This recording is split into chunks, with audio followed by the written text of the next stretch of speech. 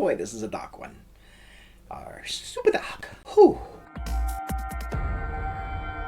And welcome to the Ruby Tuesday. My name is Ruben and this is my review for The Plagues of Breslau. After a body is found sewn inside a cowhide, a war cloud detective discovers a killer is recreating an 18th century plague of criminal punishments. So the first thing this film is going to remind you of is probably Seven, if you've seen that, or any serial killer films.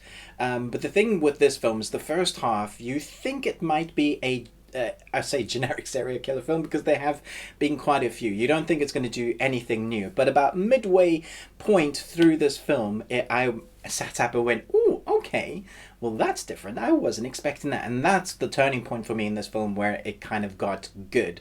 Because there are points in this film, throughout the film, not just the first half, that I questioned the reality of how people were reacting to certain things that happened. A horse runs down a highway and the way the camera is situated on the horse, or just like this normal street, not even a highway, people jump and barrel ride instead of just kind of moving out next to their car. And it's certain scenes that were filmed like that I thought were unbelievable.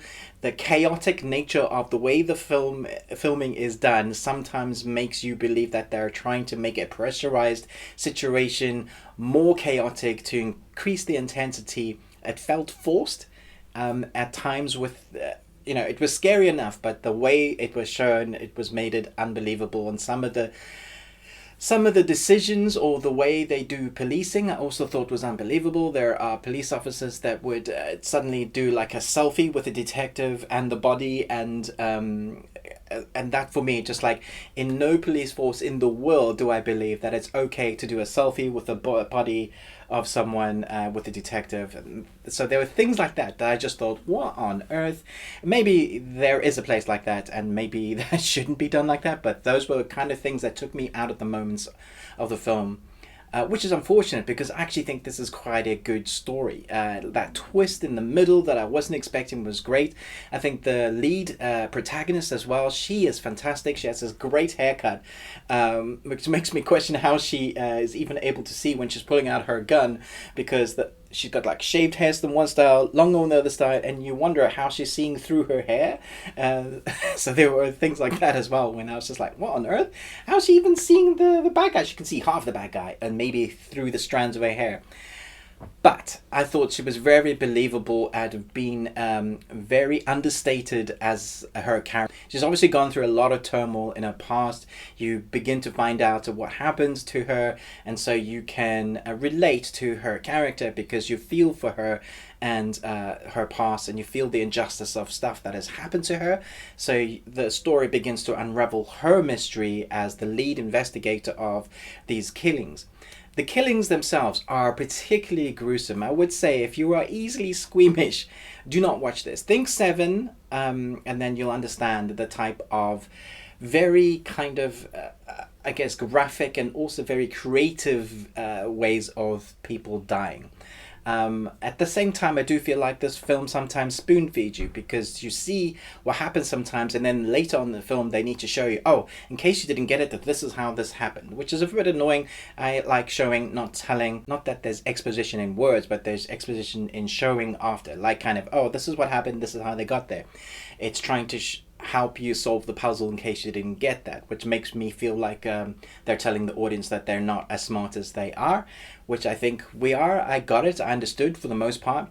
Later on, there's also this bit where you get to find out more about the killer, which I really liked, because often you get these bad guys that are just generic serial killer. He's just evil because he's evil. She's just evil because she's evil.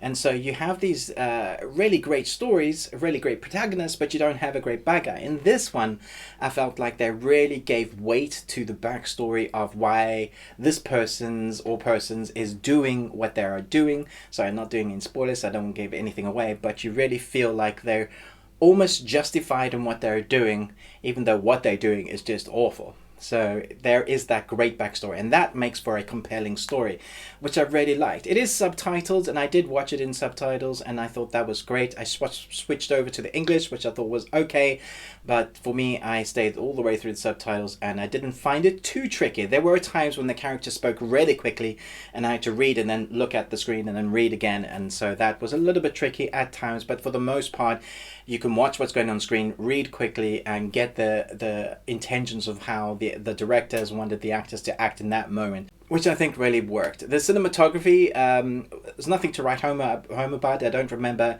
thinking, this is amazing. There were a couple of shots I thought, oh, that's quite creative. I like what they've done there. Like a GoPro on top of a horse. You get a different angle from, you know, some chaotic scenes like I mentioned earlier about what they were trying to create. Some guy jumping over a barrel instead of moving left. Just bizarre choices from characters in this film. So I'm a bit of a mixed bag. I really like the story. I like the twist. I like the bad guy. It's very gross. So if you're easily squeamish, not even easily, like this is gross, man. There's a lot of blood and gore and stuff in this film when there is a killing. But the characters I really liked, and the story I really liked. So if you can put all that aside, I think you'll enjoy it. It's not the greatest serial killer film of all time, but it's a decent one. So I'm going to give this a B. Let me know in the comments below whether you enjoyed this film, whether you heard about it coming out. Do you know about the actors or directors? Chat to me in the comments below. Which is your favourite serial killer film of all time? I love Silence of the Lambs and Seven, but those are quite generic ones. Maybe let's talk about a few other different ones. Thanks so much for watching this review, but most of all, until next time, remember, live long and Tuesday.